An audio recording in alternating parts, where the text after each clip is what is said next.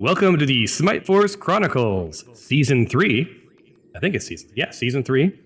I believe we're in Act 4, Shadows and Light. All right, it was a bit of a hiatus, and I am rusty, and I'm expecting lots of things to go wrong. So, we got that going for us. So, when we were last here, like a year ago it seems, you guys were in the volcanic crater. Does that sound familiar? Mm-hmm. Yep. You had made your way through the this crypt. You traversed lava. You fought golems. You did a whole bunch of fun stuff. You ended the level by solving a puzzle. You made a friend, Samael, or so you thought. You discovered the existence of something called an Arcanic Wayfinder. You collected gems and fought beasties, and used the gems to solve a puzzle. Let's be frank, a little too readily, too quickly for my tastes. You did not struggle at all,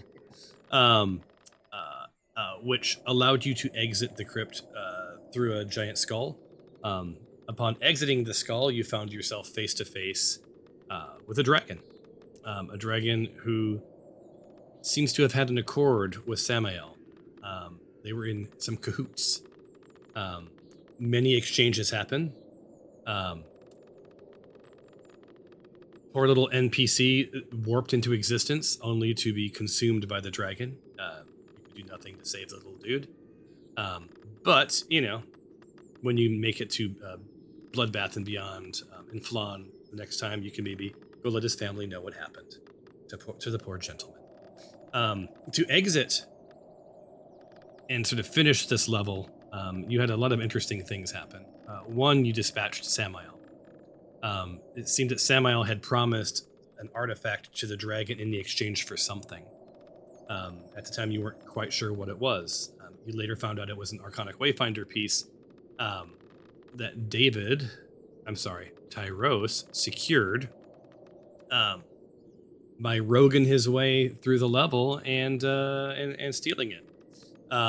Meanwhile, the rest of the party fought some more bigger beasties and then had a nice verbal exchange with the dragon and decided that violence wasn't the way, and instead would give this dragon what Samael had promised, which was a sword, Baphomet's sword, of dragon slaying.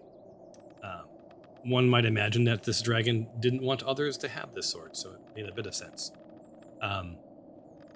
In exchange for the sword, the dragon was going to let you and the party, or let the party, teleport out to where it did not know, you did not know, but that was your sort of means of escape. Through some savvy thinking and shiftiness, Stephanos allowed you to place an ordinary sword down with the illusion of Baphomet's sword of dragon slaying. So you've exited with the sword. But about the time that you were stepping onto the portal, the dragon realized what was up and was none too pleased, and vowed that it would spend the rest of its life hunting you all down and killing you. So, a little time has passed.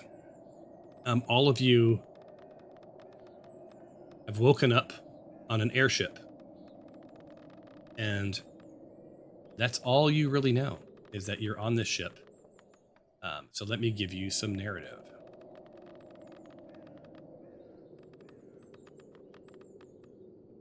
So, awakening to a gentle sway, you find yourself in unfamiliar surroundings. The immediate sensation of weightlessness and the pressure of space from all sides alerts you that you're no longer on solid ground. But looking against the brightness, you realize you're aboard a galleon-style airship suspended high above the world you know.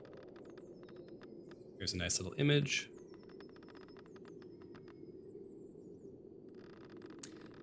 Below you, a mesmerizing tapestry of green and golden folds, a patchwork quilt of woods and farmland, dotted occasionally with tiny homesteads, the minuet of life playing out far beneath your feet. The view stirs a sense of disorientation, your usual perspective turned upside down. The sun blazing from the starboard side suggests you're heading west, although in your current state, it's hard to be certain. Distant specks of birds wheeling in the vast blue sky are the only other indicators of direction. Your head throbs with a foggy dullness, the aftermath of whatever enchantment transported you here. Exhaustion clings to your bones. Your body yearns for rest. The slumber is elusive in such a strange environment. So you're here, you're standing on the airship. You are now up to speed on sort of where we started. This begins a new chapter. It begins a new season. So you're now in season 3. Ironically, year 3 for those who were with us the whole time. I guess all of you. That's just bananas to me, quite honestly. So movement is currently off. I'll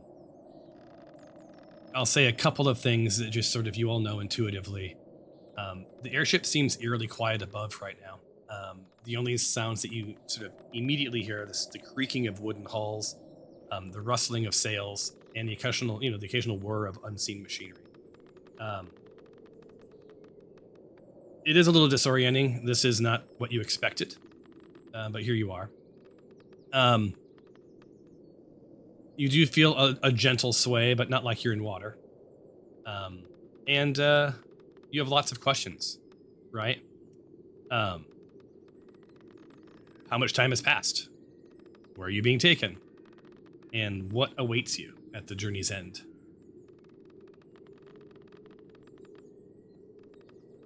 So now I open up the floor.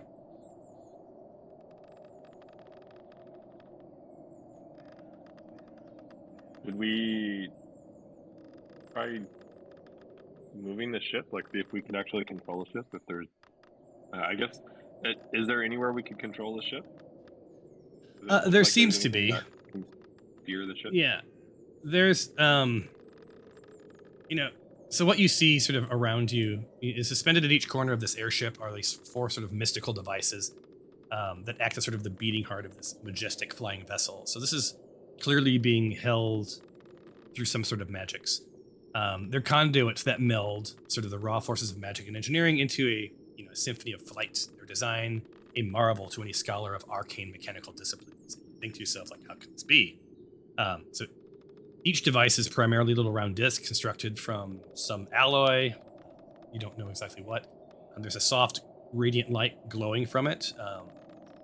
As you approach them, you can sort of hear the hum. These things are engineered with precision.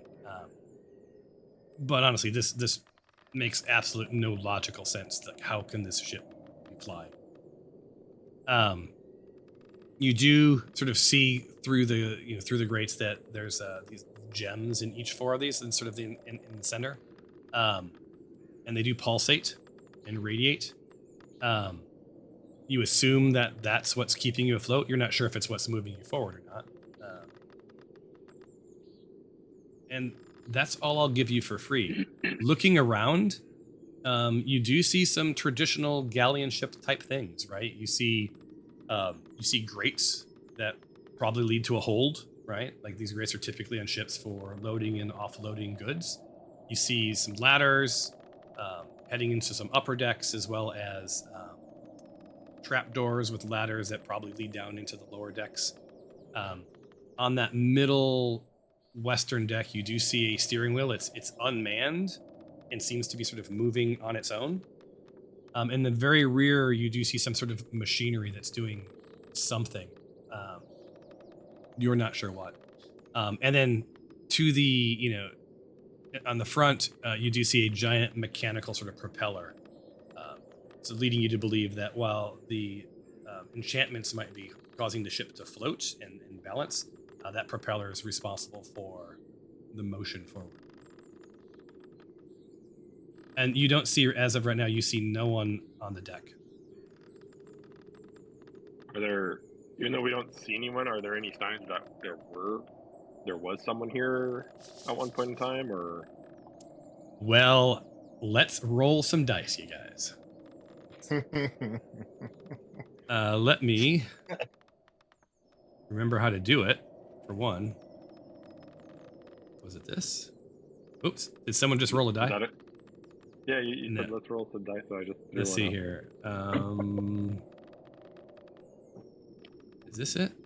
Yeah, that is it. All right, so I'll have all of you roll investigation. And start epic roll. And by the way, I have not tested any of our stuff out, so hopefully this all works.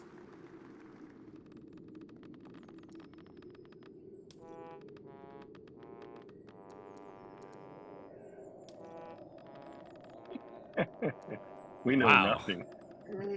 It starts like cracking glass when it's a bad one. Yeah. Now. Let's see. Tempe, I'll roll for him. Someone's got And to I'll get roll something. for Alexandria. Hopefully someone does a good roll. 16 is our best. All right. So, yeah. Here's what I can give you. So, from beneath your feet, a muted cacophony drifts up through some wooden planks in the airship's deck. The constant drone of the ship's engine is punctuated by irregular thumping, each impact a dull echo reverberating through the hull. The sounds are rhythmic yet unpredictable, akin to subtle rolling of barrels or possibly trudging heavy boots.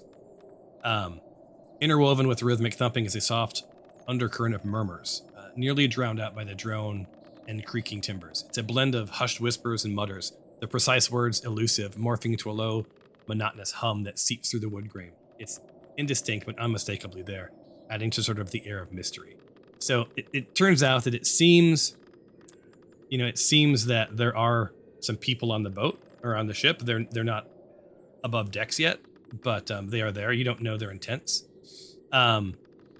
This blend of sounds is sort of comforting and disconcerting, right? It's so you're not necessarily on your own, but again, you don't know who else is there and why this teleport took you to this specific place. Would we have the sense that they are aware of us? Like is there like does it seem like it sounds like they're getting closer to us? Like they heard something and they're coming up. Roll an insight check.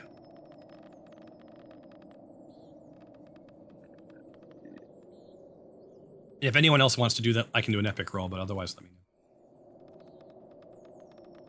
Yes, that's solid. No, so all that's happened so far is you have materialized on this deck.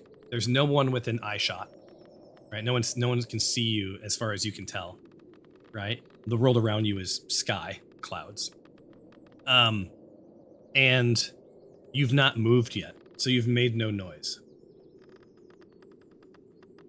yet.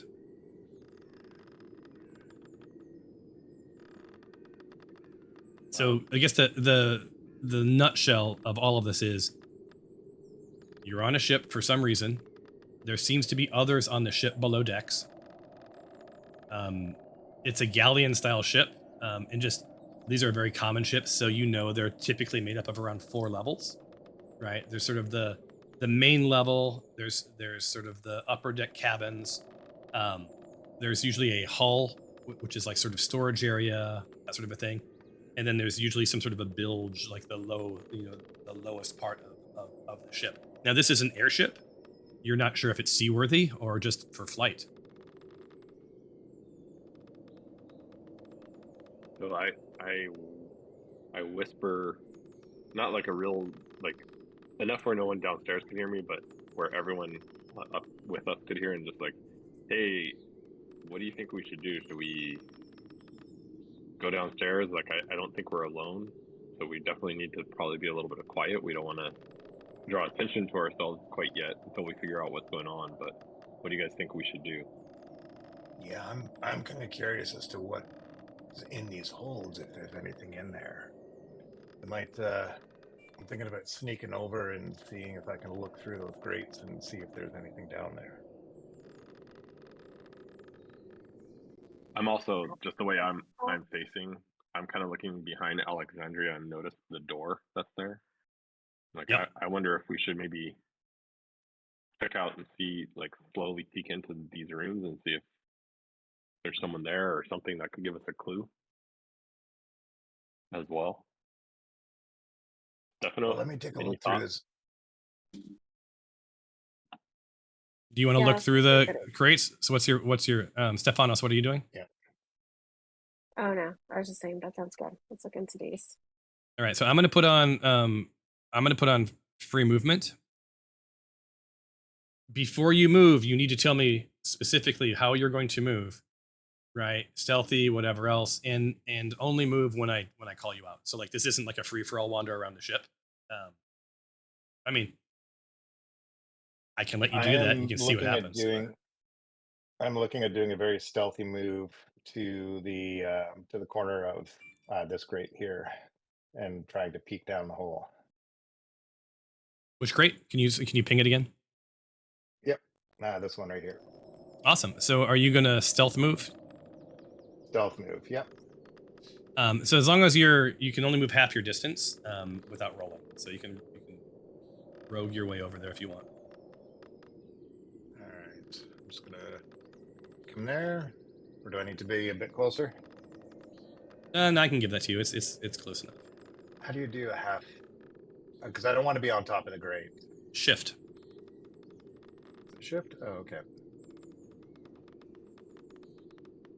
I think that's about as close as it'll get me without going over top of it. All right. So looking down, with it's pretty dim down there. You see sort of light coming from both the east and the west side of the airship, as well as the ambient light coming in from the grates. And what you see looks to be um, a bunch of crates and barrels bundled that run along the center of the room, um, as well as things roped to the northern wall and things sort of on shelves to the southern wall. And much to your chagrin, you see two characters wandering about as if they're sort of monitoring the stock, potentially protecting the stock. Like it's their job to sort of to patrol this little area. They're dressed in robes that sort of send a chill up your spine. They don't. They don't look captive in any way, No, they're armed. like prisoners. Yeah, Okay. they're armed, and there's a familiarity. Um, they look similar, but not exactly like Samael. Okay. With that, because I was laying prone, looking down, I'm gonna kind of sneak back a little bit and whisper to the group what I've seen down there.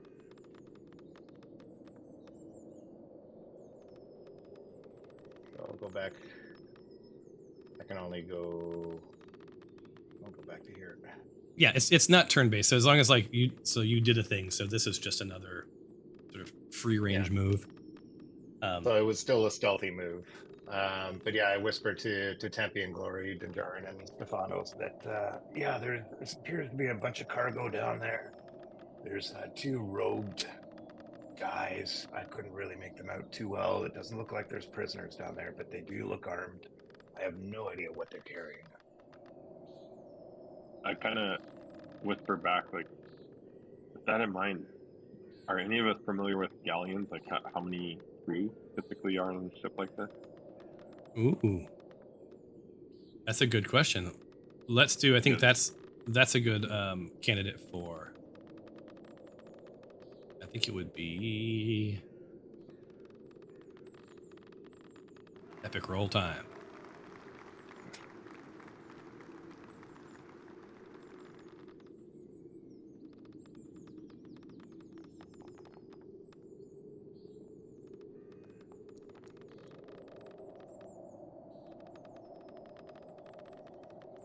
I should roll for everybody else, huh?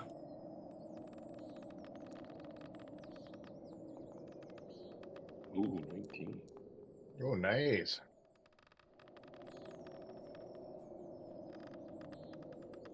So who do we got? 19. Alexandria and Glory.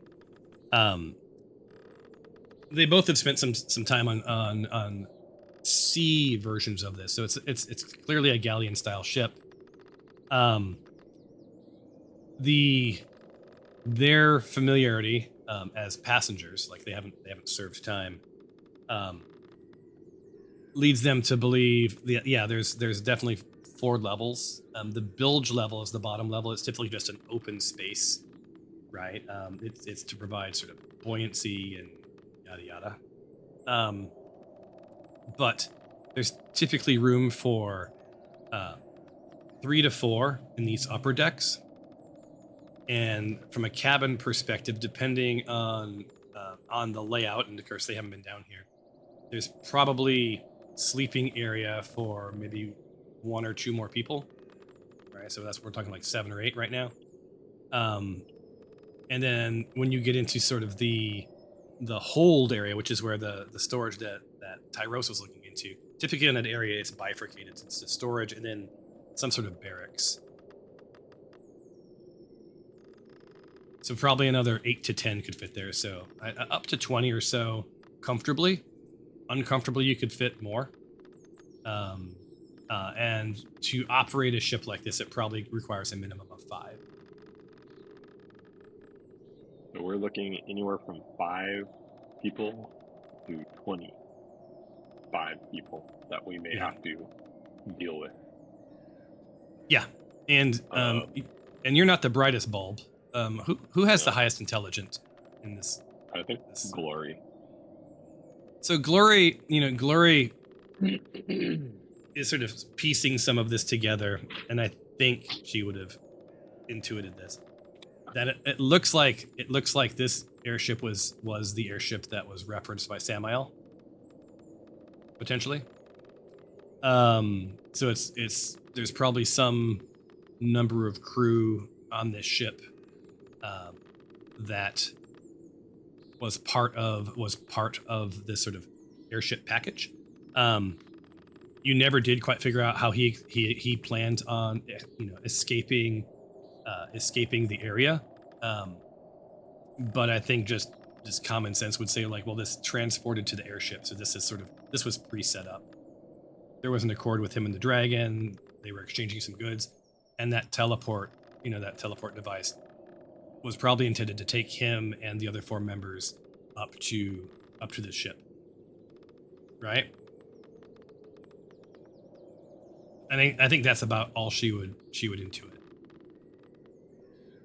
All right. In that case, I still want to like stealthily walk over to this door. Okay.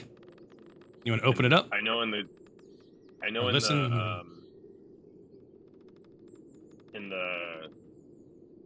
pro software it's either open or closed, but I want to just like open it up a little bit and peek inside like really slowly and cautiously, just to see if I could see people or anything in there. So the outcome you're after is sort of know what's going on the other side of the door, correct? Yeah, I want to know, like, is there anybody on the other side or something that we might be able to use, or...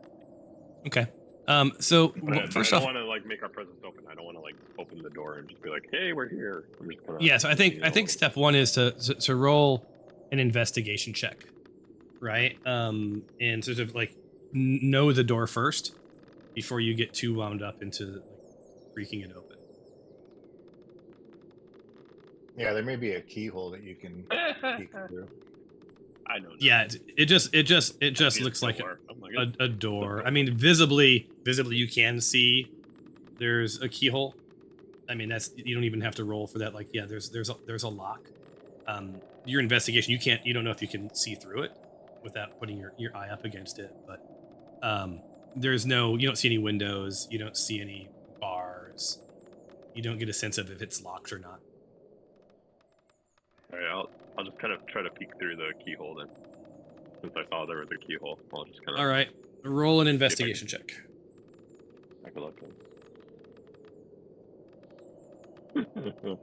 Oh my investigation stuff. It's on my lower. Well, it was good enough. So what you see through the keyhole and all you can really see is straightforward, so you can't see the entire room. But what you see straightforward is it looks like it's sort of a navigation room, a map room, right? And there's someone in a red robe sitting at a table, looking at charts and maps, sort of sort of intently studying it. And just off to the right, you see another person, clearly, a red shirt, right? Clearly a newbie, like an early career cultist, if you will, right? The person in red seems seasoned.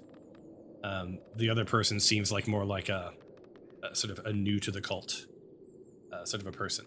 But yeah, there's you're between what David has seen and sort of what Gloria sussed out. These are definitely people related to Samael. Like they're part of his posse, and this looks like it might have been someone that was part of his leadership crew.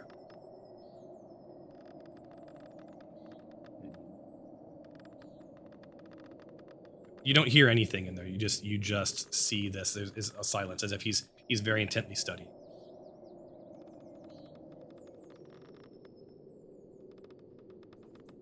What do you guys think? Do we try to make the ship land somehow? Do we make ourselves known?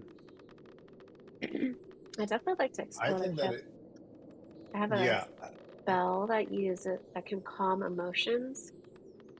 So I can set that spell to calm the emotions of the people that we come across, so they don't get riled up. I like that.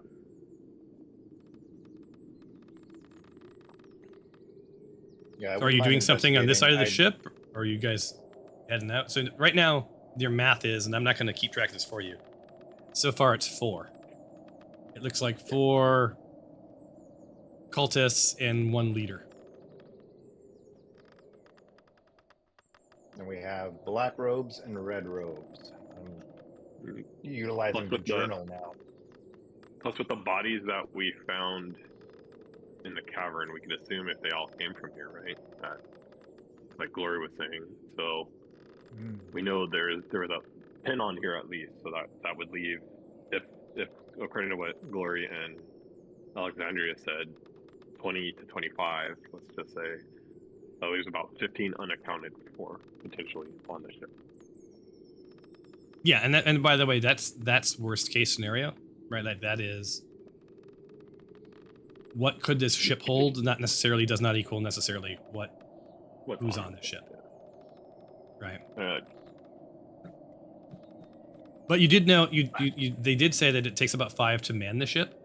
So there were 3 dead in the cavern, right? There was Samael, that's 4, and you've already come across what, 4? So that's like 8. So those 8 right there, you already know could man this ship without any additional people. It doesn't mean there aren't any, but I'm saying that's. Well, actually, Dinjarin, you wouldn't know that because you're dumb. I would, yeah.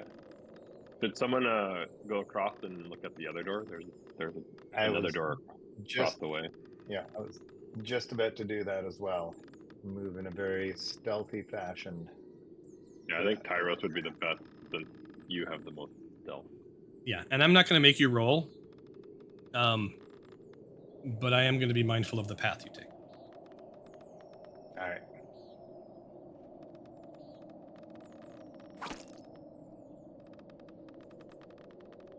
Bio break. I was like, what is that sound? I'd forgotten about all this stuff. Geez, I'm like, what did I step on? Okay, I will continue my movements. I did too. I'm like, I don't remember putting a trap there.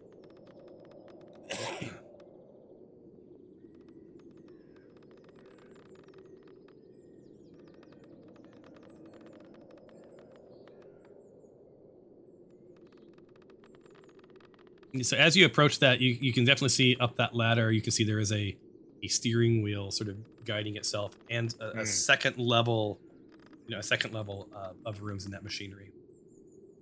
Right. All right. So go ahead and roll your investigation. Way to the door.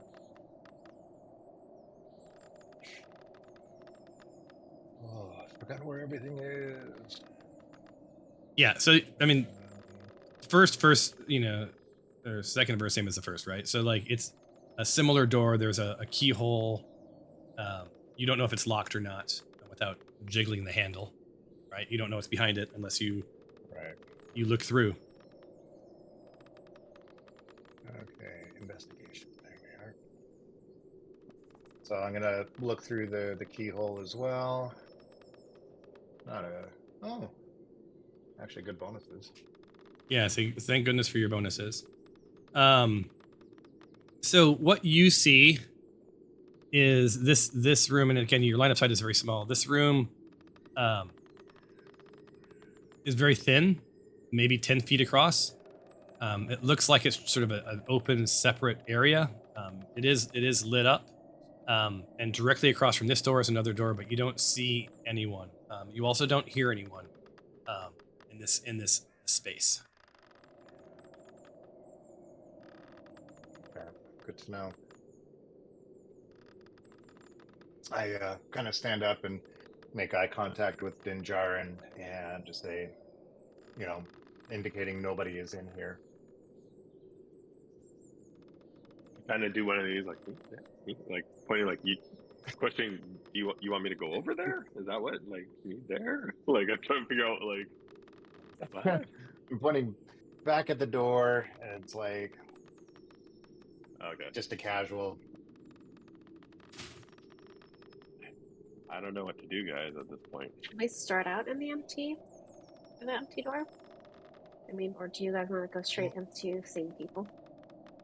I think we go into that empty door because and see what's in the other door, or maybe Tyro, you go since you're there. You go into the empty door and see Actually, what's in. Tyros points at himself and then is pointing up that I'm gonna walk up this ladder and take a look into. Oh, why is this glitching here? I'm gonna look into one of those grates as well to see if that's gonna give me an indicator of what's in here or in those rooms. Okay. Go for it. All right, so over to the ladder. Up. Make my way over to here and kind of go prone to look down in through that grate.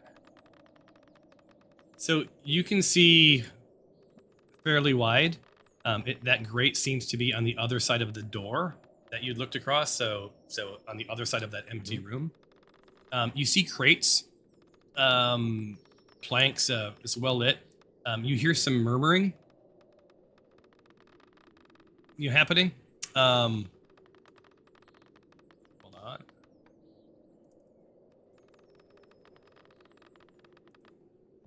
There we go. The roll an investigation check. I want to see how much I'm going to give you. Sure.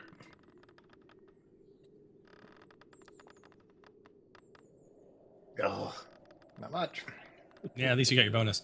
Yeah, so you hear some murmurings around the plan. You hear like a lot of doubt in your voice, but it is very soft. You hear something about the plan and something's went wrong, and where, like, why did we start moving? Something doesn't seem right. So there's just some confusion, on their end, as if they weren't sort of expecting whatever's happening to be happening. You also see, like, there's two of them at the end of a table towards the the far end of this very large room. So, like, it looks like the rest of the galleon is that giant room. Although it looks like there's a smaller room to the south that's sort of carved out. You're not sure what's in that room, but the other grate just visibly probably looks into that other. Okay. You do see lots and lots of bottles of wine, so this thing is well stocked with liquor, and some tasty food on that table. It's been a while since you've had food outside of your rations, so your belly goes gurgle, gurgle, gurgle. I turned to Stephanos really quick, thinking and asking, like, for that calm emotion, do you have to see the people to do it? Yeah, they have to be visible. How many people can you affect? It doesn't Is it say. one? I was trying to read into that. It doesn't say. It says a group of people. So it's So I'm assuming anybody that I see on that. it's probably a 30-foot radius or something similar. I'm wondering, do we make a lot of commotion and try to get everybody or as many people up here to come and investigate what's going on? Then you cast calm emotions and we try to be like, hey friends, So Samael met up. I'd like to investigate as much as I can before causing and creating any commotion. And what is that called? What is that spell called so I can look at it real quick? Let's see here. Called calm emotions. Calm It's emotions. any Level 2. humanoid in a 20-foot radius. Oh.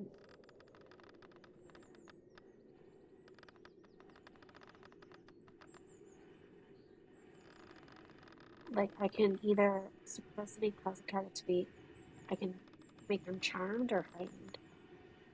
So we could go either way, guys. Okay, so this is less about calming emotions, it seems, and more about charming or frightening them, right? Does that make sense? Well, yeah, the initial description says you attempt to suppress strong emotions in a group of people. Specifically, says you can suppress any effect causing a target to be charmed or frightened.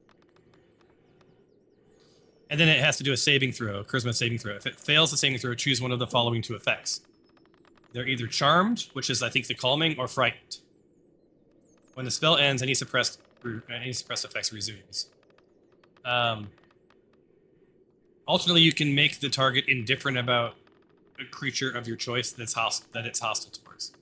This indifference ends if the target's attacked. So basically, it looks like there's three different things, right? You can charm them and calm them down. You can frighten them, or you can turn them from hostile to not hostile towards. It looks like towards a creature of your choice. So not the entire party, but a creature of your choice. So there's a lot of nuance in that, just as a heads up. Out of curiosity, was I... Oh, sorry. Go on with the spell thing first. I don't know. That's it with the spell. If you're interested in investigating, you can do that. Hold on, Stephanie, I gotta turn you up. I can barely hear you. Yeah, likewise. Okay, there we go. And also, my wife decided to do laundry, and there's a spin cycle going on, and it sounds like... Can you guys hear it? It's like sounds like tanks rolling through here. I'm like...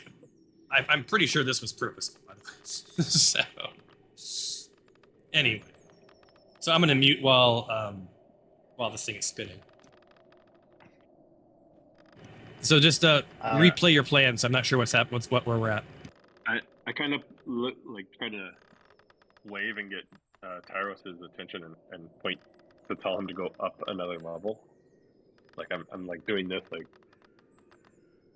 to go take a look at what's up the next level, up the next ladder. Gives it two thumbs up, but first going this way, pointing to the south set of grates, because it looks like there might be something else to discover there. Thomas, do you know, was I able to see the people that were murmuring? Do I know if they're black cloaks or red cloaks? Yeah, you were able to see them. They're sort of gray and tan.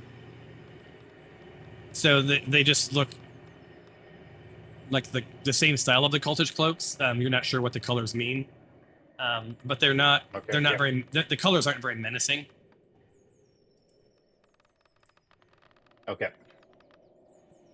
So having garnered that knowledge, I'm going to make my way south, creeping slowly and avoiding the steering wheel because I don't want to jar it just in case that might draw some attention. Okay. Well, I can't wait for this spin cycle to end. It's not that bad, Thomas, actually. It's not really coming through that badly. Well, maybe for you, but for me it is. It's like a tank rolling past me. Timing so is with that, I will take a look down into this set of grates and see if it's a different room, and I will roll investigation again. Well, look at that. So this is a different room. Absolutely. You see a single cultist in another one of those sort of like light tan robes. Looks like this guy's preparing some food. This looks like a little galley, little kitchen. Hard at work, like frying up some breakfast. It's roughly 10:30 in the morning, so this is probably some sort of breakfast brunch, something. Seems happy as a clam with his little job. Just happy to be a cultist. Can I? And the only entrance. Can I? Well, and the only entrance and exit in is this door, and the door is closed. Okay. Can I assess roughly how many people he's cooking for based on the food that is there? It's being staged, so it looks like he's probably. I mean, it's definitely more than what you've seen. So let me think on that just 2 seconds. Sure.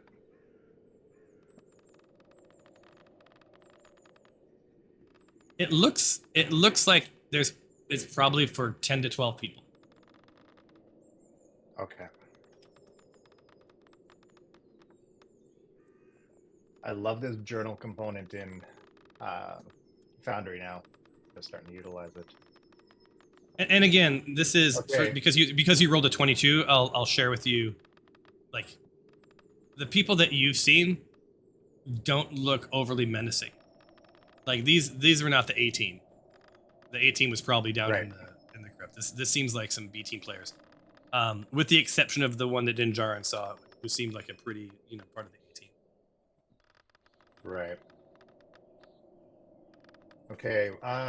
With that, I stand up and just kind of look over at Tyros, give a thumb, or to Dinjar and give a thumbs up, and then point that I'm going to head up to the upper part of the deck.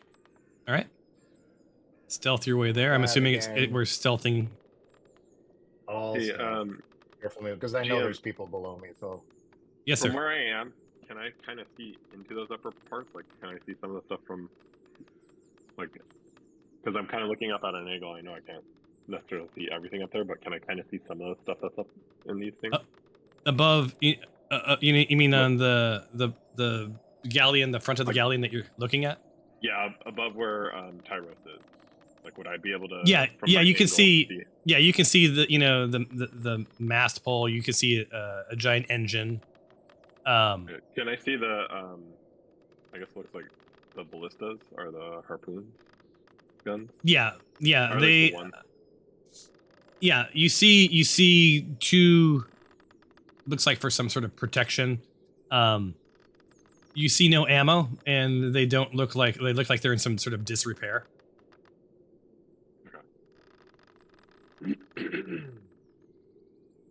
Okay, cool. I mean, I think even without having much of a brain, like a normal galleon ship would use those for large, like whales, whatever else, right? Reeling them in, you see the coils. This is an airship, so they're probably not as useful. I was just wondering if they could point inward instead of outward. But... You could, yeah.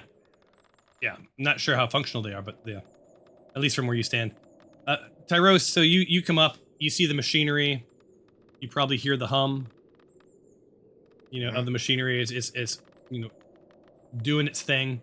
You get a good view of the sails and sort of the marvel that is the ship. And from this highest point on the deck, you do see there's another sort of grate at the front of the ship, looking into the room that Dinjarin was looking into. Ah. Okay, good to know that. But there's nothing. There's question. nothing else to see up there. Yeah. What is this? Is this a mast or is it like a platform? Yeah, there would be big sails coming off of that. Okay. Right now, you're just not seeing them because there's no reason to see them. Yeah, no, fair enough. I just wanted to make sure it wasn't something I could stand on, or if I have to avoid walking around. I'm gonna go and do an investigation on this harpoon. All right, roll it.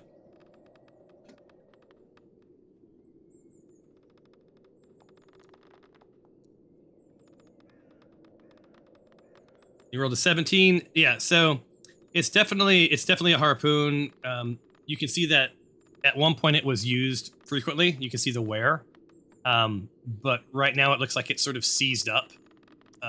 It's been rusted. It's not been well maintained. Okay. And you don't see any ammo. You just see the harpoon itself. Just the harpoon. The Yeah. harpoon itself. And okay. it is mounted Like, securely. It's bolted to the deck. And sorry, when you say harpoon, you mean the crossbow component of it? I'm sorry. Yeah, it's arrow. the component. Yeah, the crossbow component, not the actual harpoon. Okay, that makes perfect Yeah, sense. with So with some elbow that- grease and time, you see that it is salvageable, right? But it's going to take quite a Right. while to fix up. And there's no harpoons or weapons around anyway. Do I know if No. one of my arrows would fit in there, or are they too small? They're a little small. This is meant for bringing down probably sea creatures. Right. So with that up here, again, I make eye contact with Dinjarin, and I think Alexandria is looking my way as well. I give a 2 thumbs up, indicating everything's clear here, and then I point over on the far side, so pointing to what would be behind Dinjarin and Alexandria, and indicate to go up and look. And hopefully they'll understand that once they climb up the ladder, they'll see a grate for them to look into as well. Okay. I So don't know if that's going to resonate with Dinjarin. I think Alexandria picked up the hint and stealthily made her way up to the top. Looks into the grate and sort of confirms some of and more of what Dinjarin saw, right? Which is that there's indeed a bunch of maps laid out. 2 cultists. She sees from there. There's also a trapdoor with a ladder. And my trapdoor, I don't mean like a secret trapdoor, like it's a trap style door, right? The opening that's leading to the deck below. So there's access to the deck below from within this room. Sees a couple of chests and more wine, lining the wall. She's doing her best not to cast any shadows because there's ambient light coming from above here.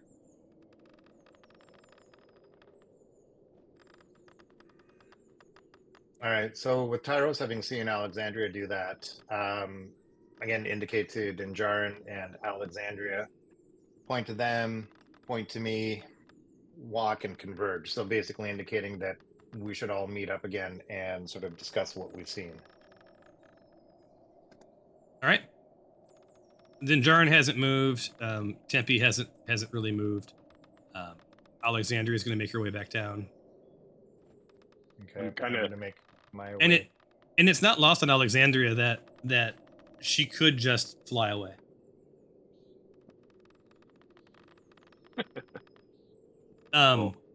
Worth noting. Worth noting is that her birdie math is, you guys are about 8 to 10,000 feet in the air, and you're going over. Looks like homestead land. Yeah,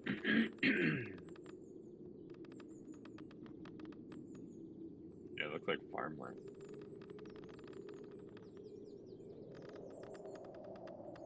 And I will say, basically- as a humble nod, I will say this is probably the most immersive scene you guys have been in. Hopefully, you're getting a good feel for being in an airship. I keep zooming out because this is a really, really cool sort of thing to be seeing all the countryside. Also, just Yeah. the very Yeah, it's calming. So I indicate to the. I indicate again, whispering to the team what I've seen through the door to the back, as well as the cook. It appears to be he's preparing food for around 10 to 12 people. I don't know if it's a shift that he's preparing food for, or if it's the entire galleon. My assumption is that it's not a shift group that he's preparing for, and that it is sort of the whole crew. I also indicate that there was some curious murmurs and whisperings from a group that they weren't sure why we were moving. Something seems wrong. Something seems off. But none of the people that I saw on that side appear threatening. So, what kind of thoughts have we got right now? We can do one of two things. We can maybe try and engage with the people in the map room who seem to have a lot of knowledge, but might be quite threatening, or we can attempt to engage with some people at the back who are less threatening but might not be that knowledgeable. So I think Tempe, because I'm reading the text he sent. You know, his goal is to get back on land. He doesn't like being up in the air. I think, and you guys keep me honest here, I think Tempe would suggest that you level the playing field a bit. It sounds like there's one way in and one way out of that rear room, and potentially you could potentially dispatch the. They don't look very formidable. You could potentially dispatch them stealthily, whereas this other room seems a little more forbidding or foreboding, and there is access from this other room to other levels. I would turn to Tempe and say, I'm compelled for some reason now that we shouldn't kill people without really understanding their intent and actions. We should at least try to just subdue them, and maybe we could take the ship without having to harm or hurt anyone, unless of course they attack us first. And I think Glory and Tempe would both rally around Samael was given the benefit of the doubt and proved himself an asshole, willing to roll over on the party as soon as possible. And these cultists are clearly in cahoots with Samael, therefore their lives are forfeit. But we don't know if they may be forced to be here, or we don't know their situation. Maybe they have, like the farmer who came in, they have someone, a family member or someone. We should just be cautious. We don't want to harm anyone unwittingly. And I think Tempe would basically say, you do you. Don't draw your blade, but I'm gonna cut the throat of the first cultist I come upon. Yeah. I would again say, I implore you not to, but I also feel compelled to ensure that justice is served regardless of who is doing the wrongdoing. Noted.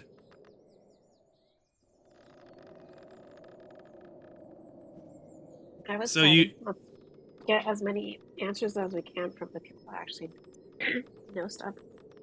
I agree. I think there is more potential to get. I agree with Stephanos. There's more potential to get answers and understanding rather than just killing. And then we can murder if we need to. So Tempe, because I hit you with a lot of stuff. The people in the back clearly had no idea what was going on.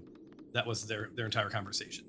So you already know that they aren't necessarily in the know, and whether you share that with the rest of the party is up to you.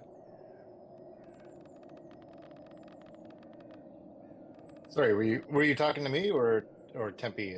Oh, did I say Tempe? I meant Tyros. Sorry. Oh, okay. Yeah, no, I definitely share that with the group.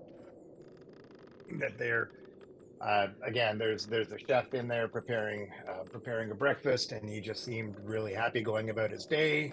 Didn't really have a care in the world. And the two that were sort of murmuring amongst each other, they know something's off, but they don't know what. They don't know why we're floating, from what I gathered. But I don't know how much information they know.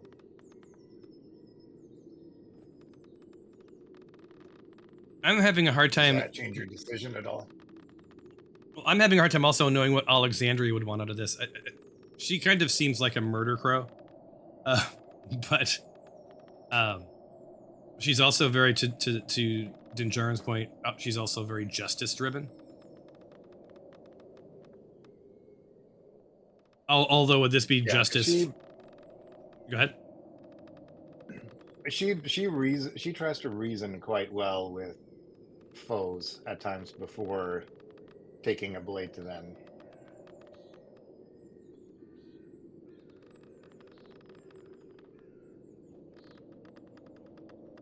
My recommendation, if we're sort of at an impasse right now, is that we do go and take hold of the back hold rooms, but we don't have to kill anybody. We've got rope, we can gag them, and we can tie them up in a corner. And that way, if this is not a group of villainous people, they'll see that we have spared lives. I also have a potion of invisibility. So if you guys hide next to the door, maybe we can make it seem like the door opened because of the wind. I sneak in and I could get some information while invisible. Are you talking about the map room? Yeah, I mean, like you said, it seems, if what you're saying is those other people don't seem to know much, this guy seemed like he was a bigwig, so he may have more information. Maybe he'll start murmuring to himself. So I think I'm looking to see what other potions people have, because I have to, the people that I'm running. I think that Glory in her search for knowledge would want to make sure that you at least temporarily spare the most knowledgeable person. But I don't think that she would care if you dispatched those who could provide marginal value. There's clearly a hierarchy here, and Alexandria keeps muttering about avenging Sam Badabop, who lost his life so whimsically in the aquatic crypt.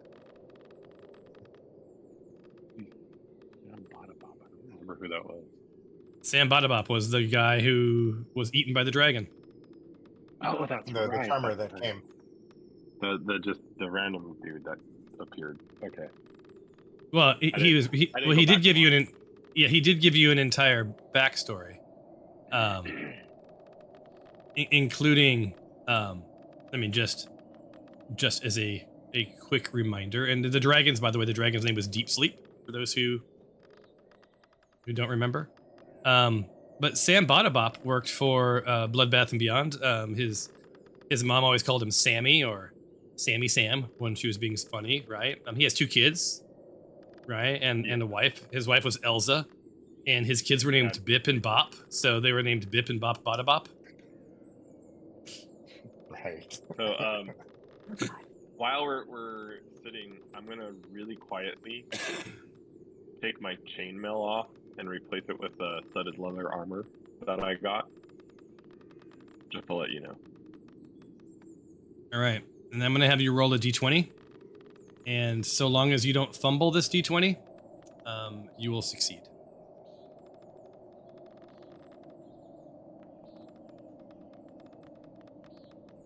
And remember way back when, 3 years ago, I gave you that same sort of a deal, and you caved in the whole thing and started a giant goblin cave quest? So yeah, so go ahead and swap out your armor. Okay. And did I hear you say you're going to put Baphomet's helmet back on? No, I am not.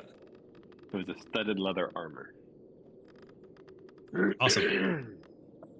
So I think Tempe, Glory, and Alexandria are pushing to go dispatch the people in the back of the airship. That's I think that would be their vote. What say the rest of you? What's your vote? Are you intending on taking the potion of invisibility and going into the map room to try and learn what you can? I can. Yep. Okay. So with the studded leather armor, I should be a bit more stealthy versus the chainmail that I had. All right. So with that, then Well, hold on. I do want to point out that you'll have to still open a door. Invisibility doesn't give you walking through walls. Yeah, that's why I was hoping to like somehow push it open as if the wind like somehow blew it open. So I was gonna try to be deceptive, make it seem like the wind blew the door open. Wait until everyone is in the other side or something. Yeah. But So you're not very smart, so maybe that's a good plan. I think the others would point out that your plan is flawed because the wind is literally coming from the opposite direction you're moving. It would be blowing the door shut, not open. again, I'm just letting you know. Dinjarin would be like still very like, no, I'm pretty sure this works, guys. Come on, this would work. So Glory Fuck. points out that she has a potion of gaseous form. It could easily go through grates and under doors if that's a more viable option. But she would prefer to go dispatch the people in the back. Yeah, I was gonna say I don't think she would share her potion necessarily. But No, she wouldn't give it to you. She would, but if you think that she should, what do the two of you think we should do next? I am trying to see what other potion I have. I think I may have an invisibility as well, but I don't know that I necessarily want to waste it at such an early stage.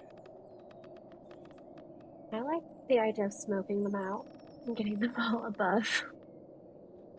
yeah. But Tempe's like, look, we don't know how. We know there's some below. We don't know how many are below in total. Right? There's other levels, and I think he wants to improve the odds regardless. All right. I look over at Tempe and Alexandria and Glory and say, all right, if you guys want to go and dispatch in the back, great. Dinjarin and I and Stefanos can sort of hide on either side of these ladders here, and have an arrow drawn in case anything goes bad. We'll do one thing at a time. But yeah, maybe in that case, then yeah, the two of you, Tyroth and Stephanos, you guys stay like over here, like by those ladders, to watch to make Yeah. sure no one comes out of the door, or also no one comes out. I'll go over here, make sure no one comes up out of the hold, because that's a choke point, right? So if someone comes up, I could just easily close it and prevent them from getting up. That Yeah. way, we at least can minimize who can get up here at this point. It doesn't seem like there's any other way up to the top. All right. And then the other three could go in and do whatever. I'll say get whatever information they're trying to get, and do what they're trying to do. If I'm not there and I don't know what happened, then as far as I know, they attacked you guys and you had to defend yourself. So let me get this straight. So Dinjarin, are you going above, or are you staying by this No. door? I'm gonna stand right there next to this thing, like Okay. right next to that. So let me That way, if anyone load. starts coming up. Let me load this level, and you should now have appeared in a different level, Oh, that's cool. Yeah. and you're going to see different things, right? Because this is the view that you would have normally, Mm-hmm. because you can now go into doors. So like the level that you're on was sort of the ship top. This is the cabins level. So I will let That's you cool. free move into whatever space you want to be in. Before anybody moves, I remind everyone to walk stealthily. Floorboards can creak, so walk with caution. And I indicate to Glory and Tempe that there is, when they walk into that door, there's a main room that they're in. Then there will be another door further back, and then a door going south into the kitchen, so that they have a rough lay of the land.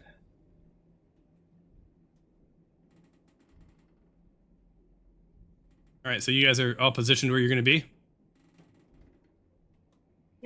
Yes. All right, then Alexandria opens up the door.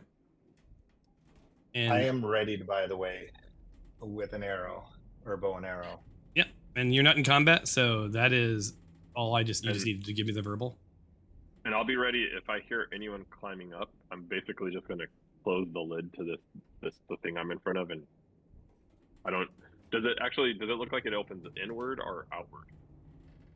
Which Like one? outward like that. This thing, is it open up? It's or already no? open. It's open. And you can but see does it into it. open upward? Like is Yeah, the door it up? opens up. Yeah, it opens upwards. Yeah. Okay. So if Yeah. I see anyone, I'm gonna ready myself, and if I see anyone coming up, I'm just gonna slam it shut and sit on it, put all my weight on it. Okay. So, none of these characters are here, but I will tell them. I'll give them the narrative anyway, so they can see it if they watch the video.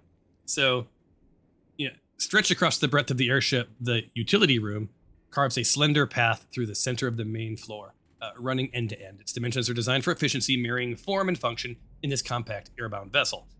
The floor is treated with hard-wearing finish, echoes softly underfoot, a reminder of the vast expanse of the sky beneath the hull. The walls, lined with aged wood panels, are adorned with decorative brass trim molding that sort of glints softly as light filters through the narrow windows. Dominating the utility room is a sparse interior is a solitary chair, a sturdily built and bolted to the floor. A high backrest and plush cushion seating, upholstered in rich worn leather, suggests a haven of comfort amidst an otherwise utilitarian experience. So this room is empty. They do see another rack of wine, which is always a nice sign. The only exit into and out of this room seems to be the door they came through and the door that's across the hall. But there's nothing else to see in this room. And their plan is what did you want them to do? You wanted them to go and dispatch?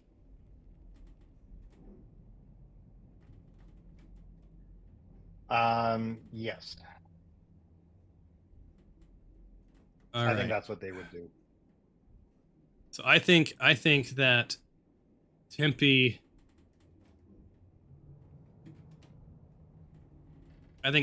would try to stealthily open the door and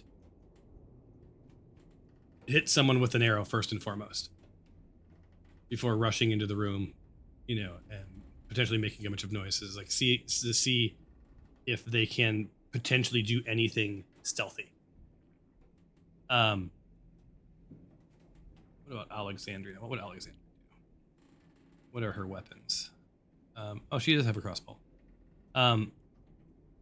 Alexandria sees from where she stands that potentially she could fly outside the ship and shoot an arrow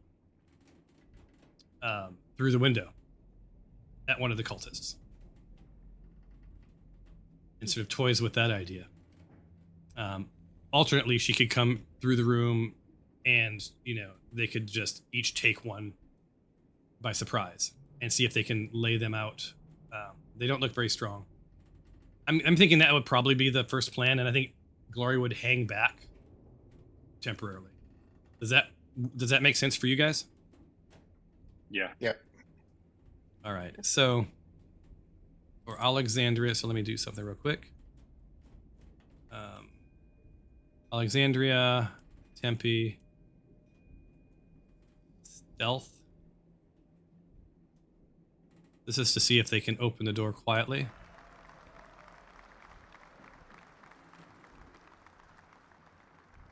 It's not going to take much.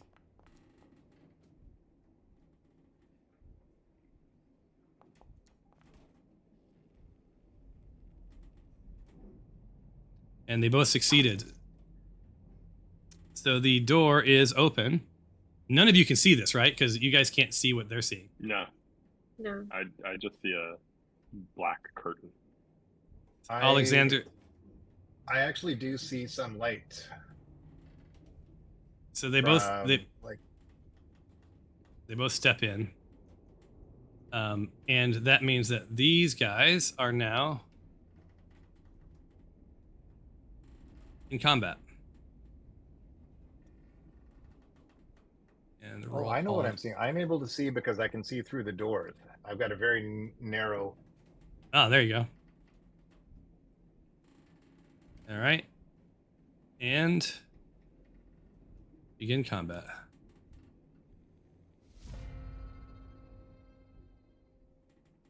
All right, so Alexandria is up first. They were gonna get first shot anyway. She's taking the one on the right. Do they get an advantage because Yep, I'm guessing they're surprising them? The surprise attack. they absolutely do. And they get these are bonus shots, so they get these shots, and then we start the actual combat. So you guys, they're positioned pretty well. I see. So inventory, crossbow.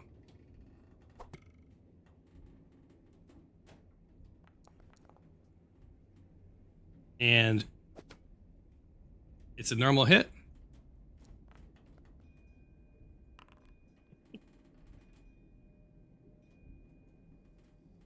And bloodies the hell out of the cultists. So again, as mentioned, not particularly strong.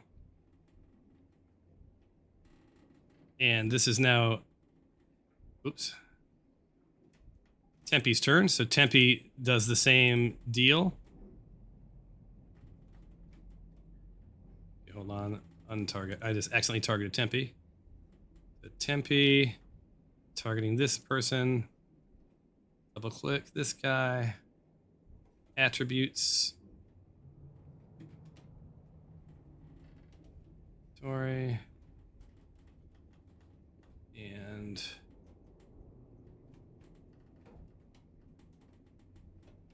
hold on, I'm trying to find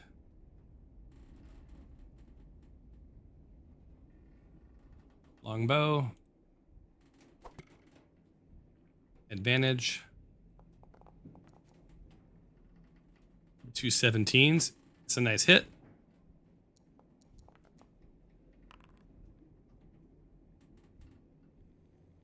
And decimates the first cultist. This is going much better than I had expected for them. Now we actually start the actual turns. So that was their surprise attacks. Alexandria is targeting the first guy and letting loose her arrows. Crossbow. This time it's just normal. And so it's a hit.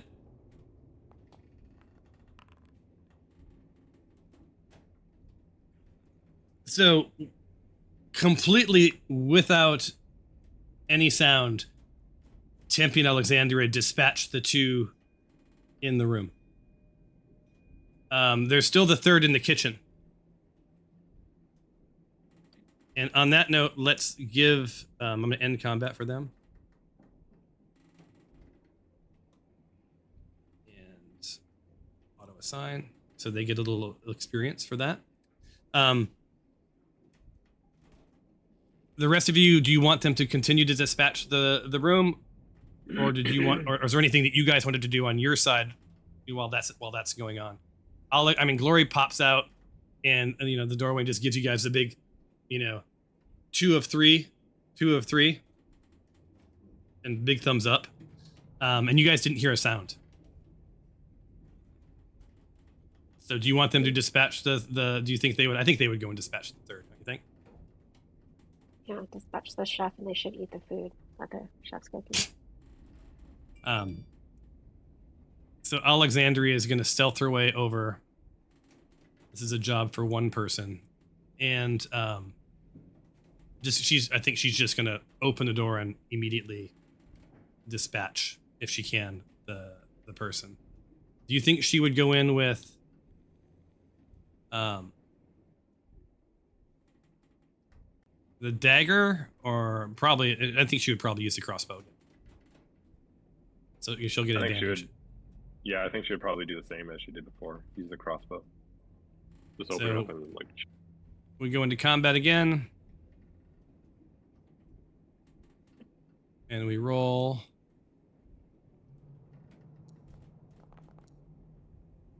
Holy crap, and she wins initiative again, so she gets 2 shots on the guy.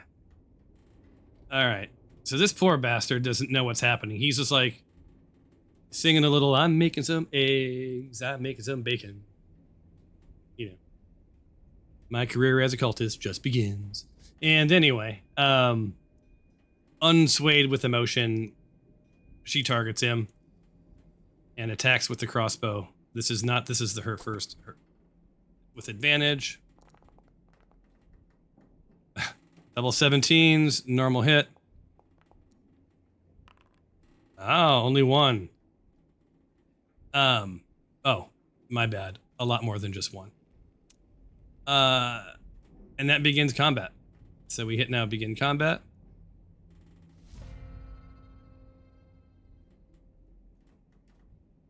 And Alexandria is up first.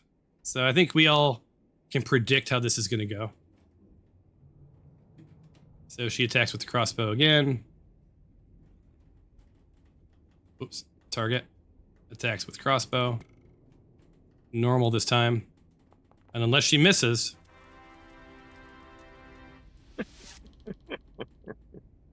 It's a critical hit.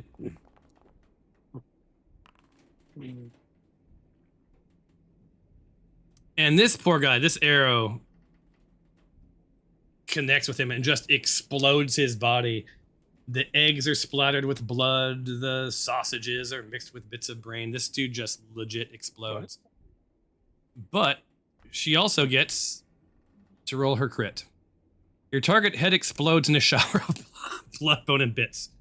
So yeah, it happened anyway. So her crit was that it would have been insta-killed anyway. So you are now left, Alexandra relays to Tempe, who relays to Glory. 3 of 3, thumbs up. They're all dispatched.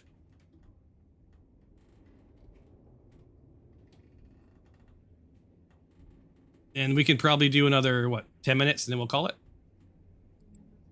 Sounds good. Give Stephanos a good stopping point.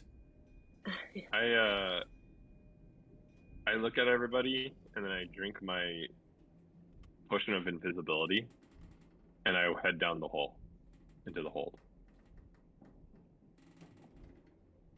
All right. While you're doing that, I think the rest of these characters are gonna. Okay, so what Dinjarin's doing that, what is Stephanos? What are Stephanos and Tyros doing? Knowing what Dinjarin's going to do, I'm going to position myself on underneath this ladder here and do the same thing.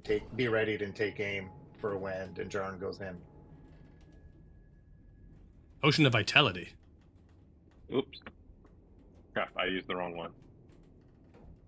All right, well that's now gone, but you can still use your potion of invisibility. Grabbed the wrong one. I'm gonna move over towards.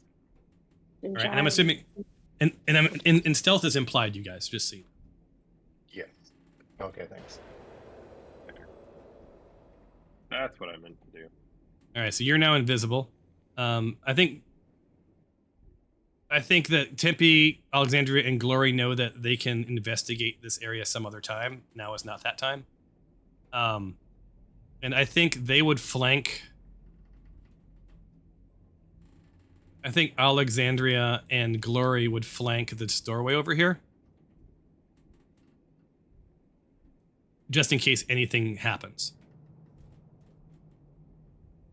As a matter of fact, Glory's toying with potentially shooting through the grates above down upon the people in this room, but that's for a later date. So Dinjarin, you're the only one going down below, right? Yeah, and I'm invisible. Okay, so give me 1 second. And let me pull you in.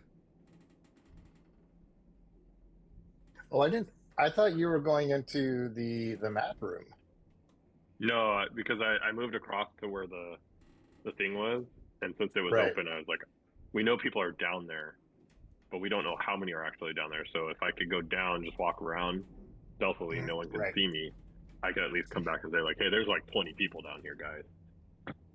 All right, so let me activate. For... So I'm going to activate for you. So the only one who should see anything right now is Dinjarin, right? Yeah, I got a black screen. Yeah, apologies. You guys are going to be looking at a black screen because you don't get to see what he sees.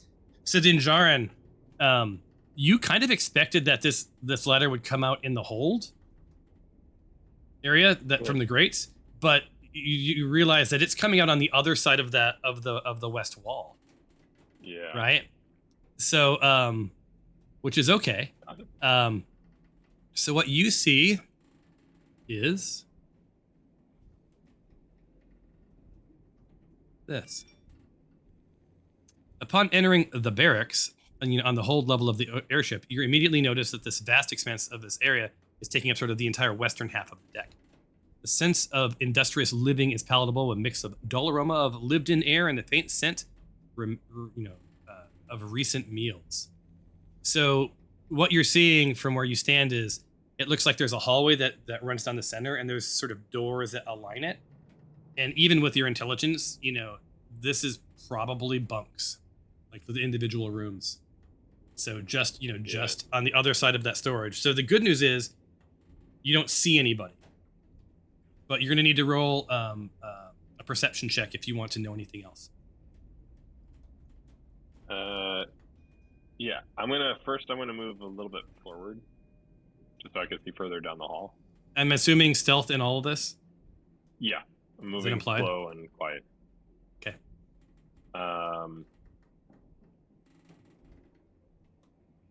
And the good news is the ambient noises of the creaking and whatever else mask your sound a little bit, so that's why I'm not making you guys roll. It's not like it's perfectly silent. I'm wondering, could the door that's next to me, to my right, over here, I want to take a look and see, like, does that seem like that goes into the hold? Yeah. So keyhole without even rolling. Yeah. You see, it's the hold. You see stuff on each side, and you see two cultists sort of just milling about, looking at stuff. Okay.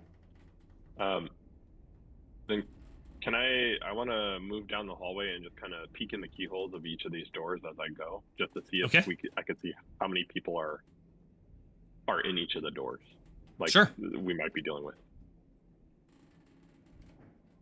I'll just go down area by area. So this door first, I guess. All right. So you look through, and it is absolutely I'll even let you see what you see through the keyhole, even though you're not really opening the door. I'm just showing. So you see it's a room, okay. and this room appears to be empty. Okay, cool. So I'll do the same thing to this one. So you peek in, and you see a cultist sleeping, and you hear some sort of deep sleep snoring. So this cultist is sound asleep in this bed. Okay, and down here, you see an empty room with a little bigger than the others. Okay, this one here. A second cultist sound asleep. Over here.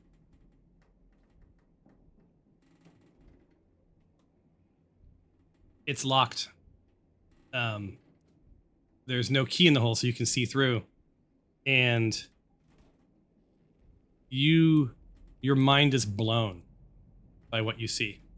This is a prisoner of some sort. And okay. Let me share it with you. It's Spanky. You recognize immediately this rotund gentleman is Spanky, your liaison with the Harpers. Looks like he's had a rough go of it. The last time you saw Spanky was at Madame Friona's tea kettle. Oh, wow. Okay. Which, not at all what I thought Spanky would look like, but... okay, I move on to this one. An empty room. And this one. So, this one, as you approach it, it smells. and you look in the door, and there's no keyhole on this one. It's just a door, but it smells like an outhouse. Okay. Probably the wrapper. Did you want to open the door? No, that's okay. I'll move on to the next one. My nose tells me just go away. So you see through here. 1 second.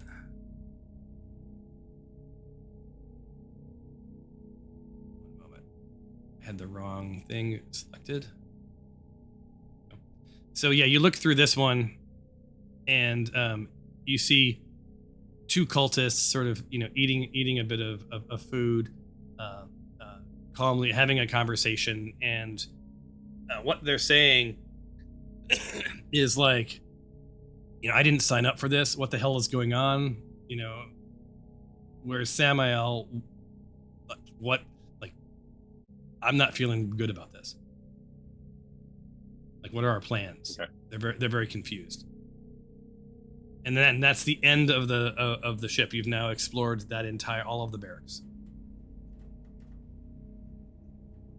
Do I go down again? So Oh yeah, there's another. You see a that you can go down. So first, I'm going to look on this table here and see if maybe I see a key or anything for that door. Nope, you see nothing. Okay. Then I'm going to go back up. Okay. Stealthily. Stealthy.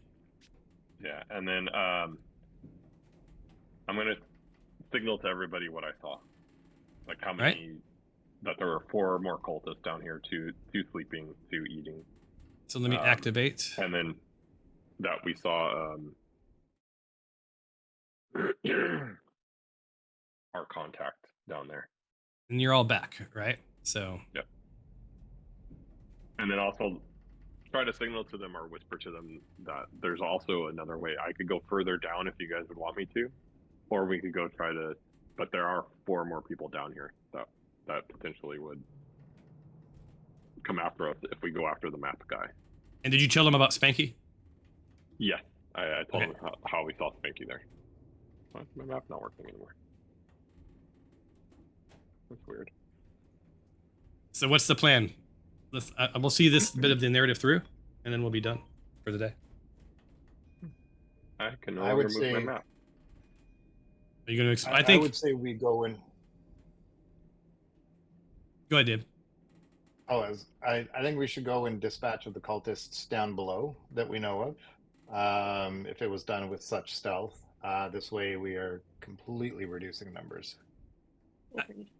And I think Glory. I think that Glory would also suggest that while Dinjarin, because she always wants to know stuff, right? So that while Dinjarin's in stealth mode, he check out that level before you begin dispatching to see if there's any, like, because this will be sort of like your final count, right? You kind of will know with this lower level if there's anything else to be worried about down there. You mean go down even further? Is what you think she would say? Yeah, I think she would say like peek down there while you're invisible, right? So you might as well make the most of it. I have a full hour. Yeah. So then let me activate and bring you guys back. So I'm assuming everybody's going, right? Yeah, Is that safe? That would make sense. I think. All right. So Yep. Dinjarin, you're here. I'm going to move you out of the way. So you're going to go over here for a second. Then I'll bring everyone else in. And by the way, just to make sure, I also mentioned like which rooms had the sleeping guards, what door had the people eating. So I kind of point, or they can't see me, so I just whisper to someone, these first 2 rooms are where the sleeping guards are. There was none in these rooms. That far back door is where the two guards were eating, just so that they're aware of which ones are which. Yeah, I'm gonna give you guys some props. You guys are playing this way more intelligently than I was expecting you guys to. All right, so Dinjarin, I'm gonna take you. You're going down below, right? Yep. So you're the only one who will see this. This will take a second to load.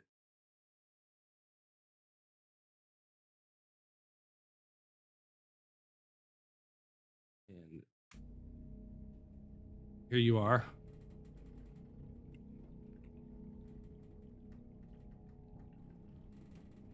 So you are invisible, and what you see terrifies you.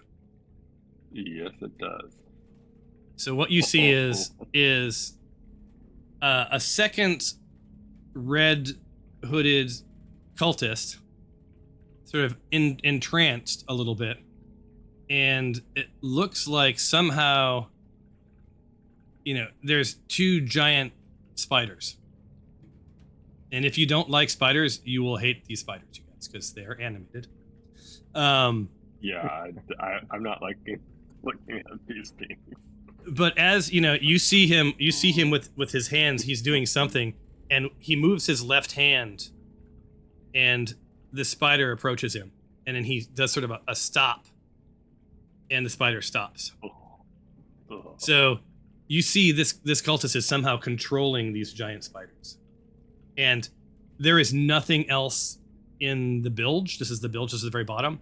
There are a couple of hoists, and there's sort of this vacuum sealed mechanical or metal doors on the bottom that looks like you could open them up. Yeah. Okay. I go back up. I see spiders. I'm like, nope. I'm going back up. But now you now have somehow, I don't know how you guys figured this out, but like you have the final count. Plus one cultist and two giant spiders. So there's All 9 right. total left, plus 2 spiders. Good. All right, so we go back to the hold. Actually, before I do go up, Okay. I can go back down. Well, just tell me what you were gonna do before I do that. yeah, I was just gonna look at the red cloaked cultist and see, like, in comparison to some of the other people we've already encountered, does he seem stronger, weak, as strong as Samuel? Like, how does he compare? He doesn't seem as strong as Samael by any means, but he looks like he's probably your equal. Okay, good to know. And there you are. So then I go back up and I join everybody else. All right. I'm So now still you gonna all should be. stealth and stay invisible. But Yeah, you should be seeing what everybody sees, right?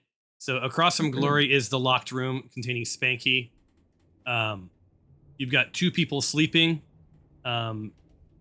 They looked like the little wiki. The people in this area all seem like the sort of the bench cultists, right? Like the red shirts, the incidentals, the people that are just sort of running the ship, taking inventory, making dinners. They definitely are just sort of responsible for keeping things going. So, question: do you guys want to stop now, or do you want to deal with this area? I didn't know if like Stephanos and David, if you wanted to. You haven't got to battle, or none of you have gotten to battle this entire time. I need to drop. I think I might have cold. Oh, I feel bad for you. And and Stephanos will read next time you play. You'll be married, right? Yes. Oh. So that's awesome. You should have this party give you a virtual wedding present in return. Yes, I can also perform ceremonies like weddings. So maybe I will. There you go. So as such, if since Stephanos won't be here next time, if she wants to drop and you guys want to play for a few more minutes, I'm happy to do so. It's up to you guys. it also means, though, the next time she plays, her husband has to roll a character and start playing with him. Oh, that would be fun. I have another party that I play with, and there is a married couple in it. And I mean, if you ever get bored, you want to see the other team play. There's videos on YouTube too, right? Their dynamics are hilarious. Okay. It is classic married couple shenanigans. All right, so what's the decision from David or from Tyros and Dinjara? Did you guys want to go up for a few more minutes or stop here? I can play. You can play it for a little bit more. Thanks, Okay. Bye, everyone. All right, Bye. sounds great. All right. So then the deal will be we'll play. Bye. Bye, Stephanos. We'll play until you sort of feel closure in this little area, but then the rest of it we're not going to finish this entire level. Right. No, the cultist with the spider. That's going to be a bigger team thing. So you guys can deal with this area if you want, and sort of go from there. So what's your plan? I'd I say think Tempe and Alexandria want to take the two sleeping people by surprise. that's what I was gonna say. I was like, we should have two people, like one person go in each of those rooms stealthily and just take care of those people. This isn't Dinjarin. This is me just brainstorming, and just kind of, you know, at the same time, take them out before they wake up, and then the rest of us get ready to take out the other two at the other end. Yeah. Yep. And I think because they're both sleeping. Yeah.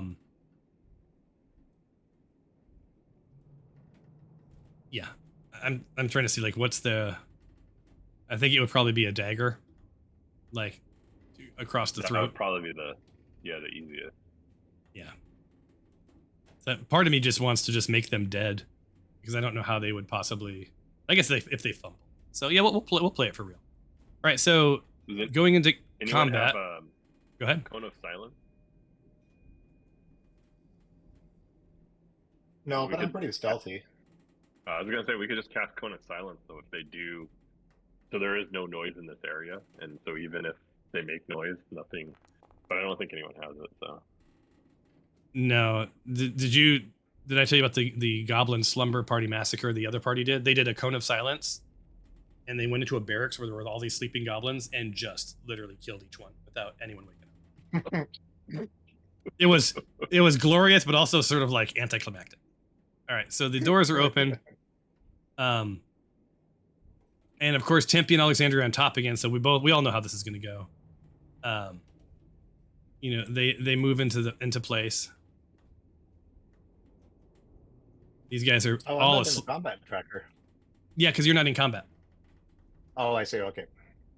And so Tempe goes first. He's targeting this person, and then going to attack. I think we agreed the dagger. yeah, and I do think, I don't know if they have to call it, but I do think they would probably just try to. Oh, almost a fumble. And these, I'm gonna give these critical hits because it's stealth. So yeah, you guys, you hear nothing, but then you see this warm, viscous liquid just sort of start to ooze from under the door, out the door. And that's the end of Unnamed Cultist 1. Similarly, Alexandria targets the other gentleman and pulls out something that she's missed horribly. Oh, wait a minute. Yeah, the Baphomet's dagger of venom. Advantage. Oh, And it will be a critical hit.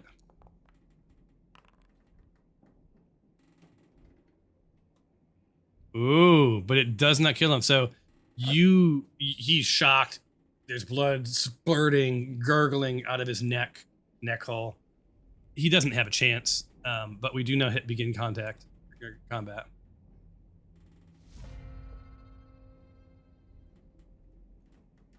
Tempe does nothing because his person's dispatched. He would probably come out of the room at least. Yeah, you're right. Yeah, he'll move out into the hallway, like leaving little footsteps behind him of blood. For real. Did you ever notice it does that? Yeah. Yeah. All right. So Alexandria targets this gentleman who's like helpless. His eyes are big. Not exactly sure. He was having an awesome dream, about world domination, and he's awoken to his throat being slit.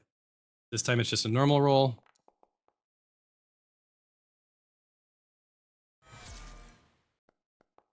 And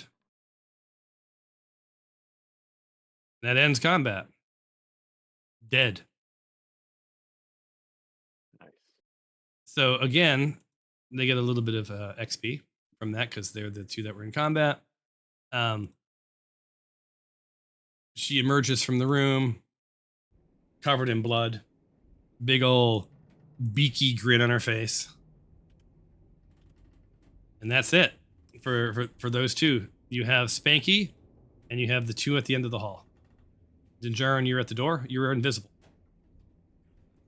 Now, if you take an action, you become visible. Well, it would have to be like if I cast a spell or actually like attack, right? Yeah, if you Or is attack it or whatever any else, action? right? So you basically, until then, you can move around freely, right? You know Okay. that there's two more cultists to the east, and then you have everything else that's going on above ground. So I don't want to lose my invisibility. So I turn to the others and I suggest like I'll knock on the door, and you guys take them out when they open up the door, like with bows and arrows and fire bolts and whatever. Quick Interesting. question for the DM. Do you know? Does my firebolt make noise? Yes. It's a cantrip. So Yeah, it makes fiery bolt-like noises, like. Right. Okay. But you have enough insight to know that there's something going on below. Spiders, Mhm. right? That could be attracted to the sound, but there's no one above. That's it. Whatever's happening below is what's happening. Yeah, I'm worried about just taking that cultist out of his trance or alerting the spiders. Okay. So I've got my bow and arrow, anyways. Just get that. All right. So Dinjarin, is your plan to knock, or is it to just open the door and have them shot? I would just open the door. Well, I think at least if you knock, you'll have a clear shot of whoever comes and opens the door, and there's only one left. My concern is if you don't have a clear shot, if I just open the door, then there's a chance that they could run and you guys can miss, right? Like, just thinking of how it would play out. But do people knock in this ship? Would it be weird if a knock happens on the door? I think that at this point, Alexandria and Tempe would suggest that their opening the door and immediately firing has been pretty successful. Now, Tyros, because you've looked down upon them, that they're just sitting at the table eating, right? Oh no, Dinjarin, they're just eating, so they're sitting up. They're sitting down. It's not like they're standing there and they're ready. Okay. You also would create you'd create a what's it called? Point. Yeah, because they'd be lined up one after another unless you try to hit the room at the same time. Yeah. All right, then I'll say someone come over. A couple people come over with bows, and then I'll just open the door and you guys fire. All right. So Tempe's like, I'm in. Tyros, and who else is going to do it? Which door is it? It's this one here. The one where Dinjarin. Oh, that door there. Okay. Yeah, I'm actually going to open it up because you're just going to do this in one action, so it doesn't matter at this point. Yeah. By the way, So, I moved to the side because I opened it from the side so that I don't get shot. Just to... And Tyros, are you doing a range? Are you doing it this time? Yeah, I'm going to use my longbow. All right. So then I'll pull you both in. You both sort of burst into the door. You have advantage. So I'm going to put you in combat.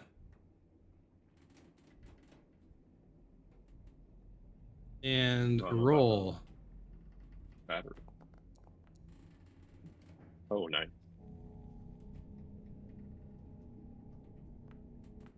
And Tyros, you've got to roll your initiative, buddy. It's in the combat tracker, for those who don't remember. You wasted your 20 on an initiative roll. I know, right?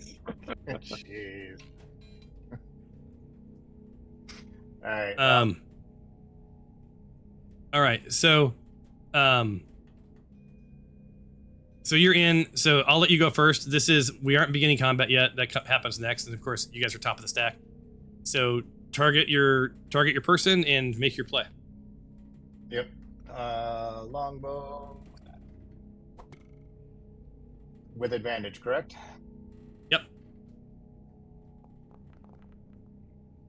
Oh, good thing you did advantage.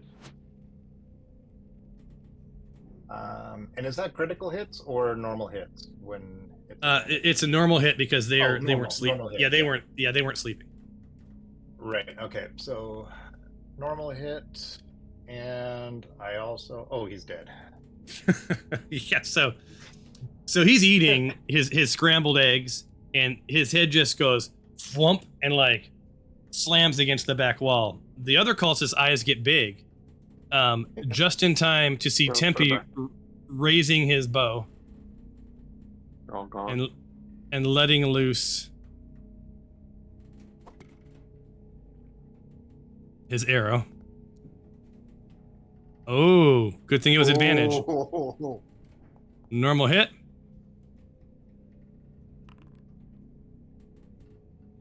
And does not take him out, but combat begins. And Tyros, I believe you are up. Okay.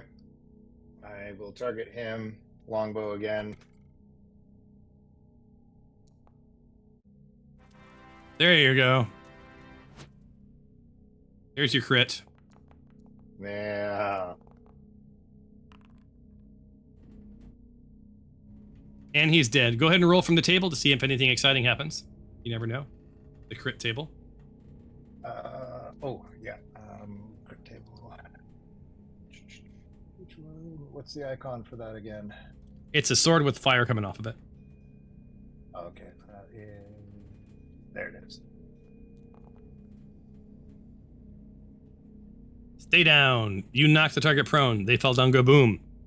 They're dead. So it doesn't actually matter. Let's end combat. And I yell at, or I don't yell in, but I kind of peek my head in and tell them, hey, search for a key. Someone has to have a key here. So see if we can find the key on their bodies.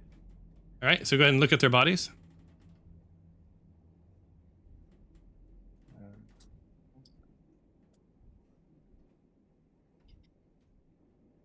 Oh, I'm too far away to interact.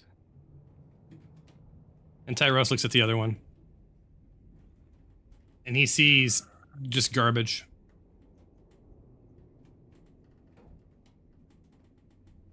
Yeah, no key, unfortunately.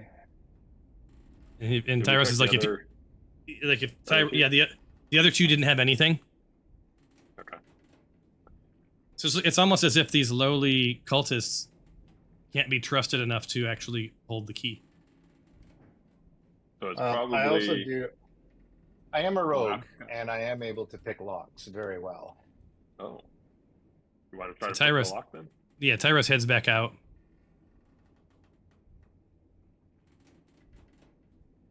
All right, and I'm out as well. Oh, I got a collide error. There, now try to go out. I was in the way. The door was also somehow closed. Okay. Yeah. That's where Frankie is. Oh, okay.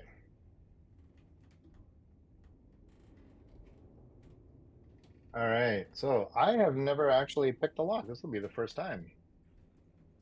Well, I was hoping you had because I don't remember how to pick a lock. A rogue has never picked a lock. There's actually like a pick locks under attribute. Is there? If you have that, yeah, I think if he has it, there should be like, or no, you should have lockpick tool. I think you have lockpick tool, Yeah, I do have lockpick tools.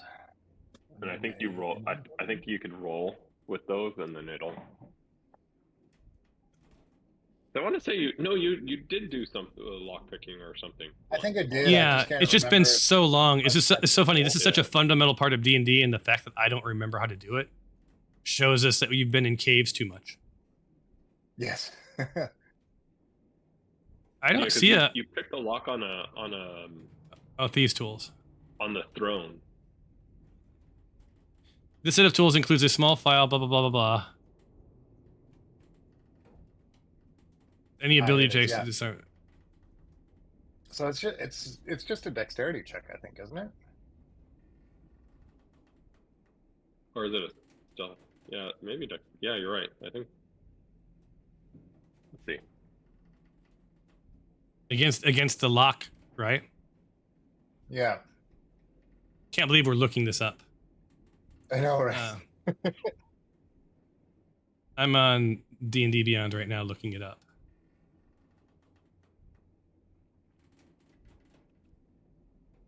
Action-packed way to end. Yeah, dexterity skills check and use of thieves' tools.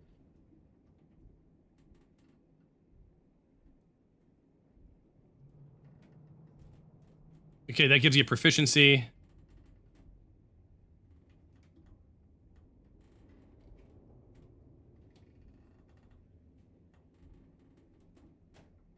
And it's dexterity, right? Yeah, Yeah. that's what I found. All right, so then I just think we do this. Hold on, it's it is a So what you do is you roll dexterity, add your proficiency bonus, and then you have to beat a 15. It says typically, yep, but that's really up to you, Thomas. Whatever you feel like you need to beat. dexterity. 15, show DC. Tyros, start.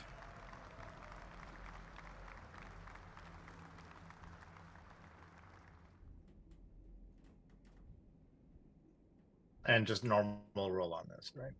Yep. Oh my god. Wait, Nope. are you proficient? I Yeah, am you proficient, should be. yeah. Yeah. Then I think let me look because I think I read that if you're proficient, you get to roll with advantage.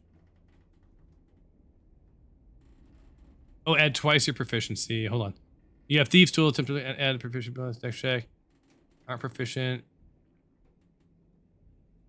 One bonus.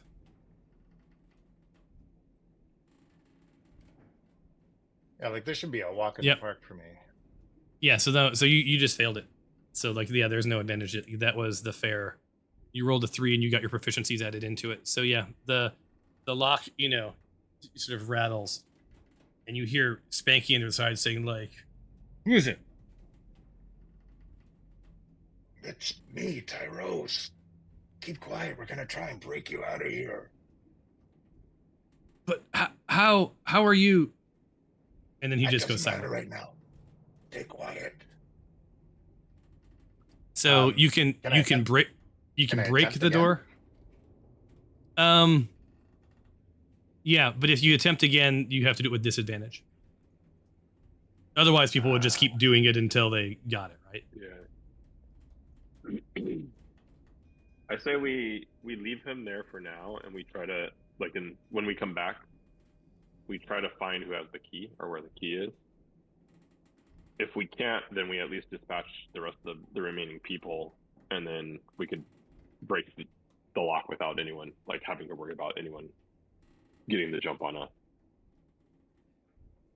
All right, so Tyros is gonna whisper through the door again. Hey, Spanky, I'm having a tough time with the lock. Are you okay in there to stay a little longer? We're gonna dispatch some of the other guards and try and find a key.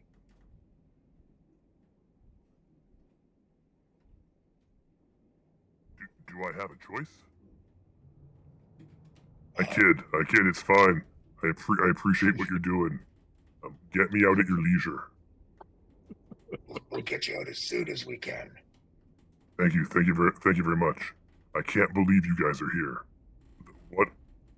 The gods are crazy. We're still trying to figure out where here is. We can talk once you've relieved me of this cell. Be careful. Cultists are everywhere. We've already taken out quite a few, but thanks for the heads up. We'll see you really soon. And he just you hear him sort of sit down on the bed. And I think this is a good place for us to end. So my recap for myself, so I remember what the hell's going on next time, is you have made your way. Well, you woke up on a ship. You very smartly made your way around. Looks like Curtis his computer shut down. You made your way through the ship, and somehow figured out how many cultists you were dealing with. You don't know exactly what's going on yet, but you have dispatched a good number. What's left, as far as you know, is 2 giant spiders in the bilge, a cultist that seems somewhat powerful and is seemingly controlling them, and then you also have sort of a minion cultist and a leader cultist of some sort in the upper decks in the room. To the east, you know there are 2 minion cultists patrolling the area, sort of keeping tabs. You have done everything thus far. You've dispatched all the other cultists with jazz hands and stealth. And for whatever reason, you've discovered that Spanky has been taken prisoner. Time will tell. So I guess Very interesting. with that, until the next time on the Smite Force Chronicles, Season 3. There you are. Welcome back, David. Thank you, sir. Thank you. This has been a great welcome back into D&D. Yeah, I thought it wasn't, no one really missed too much, just some stealthiness, no real plot, but I thought it was a good way to just sort of get the juices flowing and get us back into the swing of things. And the and recap there you go. from the last episode too was really good. So Awesome. All right, guy. I guess, all right, guy. I will see you next time. Cheers. sounds great. Thanks, Thomas. Have a great weekend, man. You too.